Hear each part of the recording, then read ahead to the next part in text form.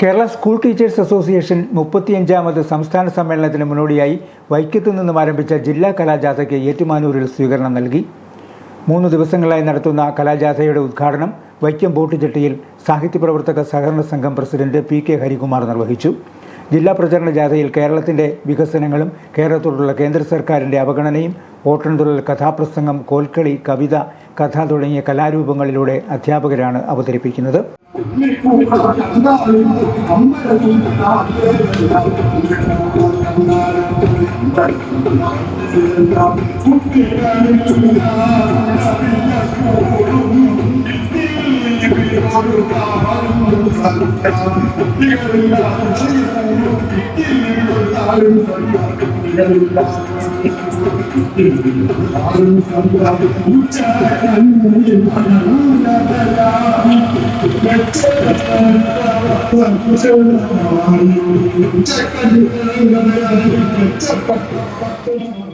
ആദ്യ ദിനം വൈക്കത്തും കുറവലങ്ങാട്ടും പര്യടനം നടത്തിയ ജാഥയ്ക്ക് വ്യാഴാഴ്ച രാവിലെ മഹാത്മാഗാന്ധി സർവകലാശാലയ്ക്ക് മുന്നിലും തുടർന്ന് ഏറ്റുമാനൂർ വിദ്യാഭ്യാസ ഉപജില്ലാ ഓഫീസിന് മുന്നിലും സ്വീകരണം നൽകി.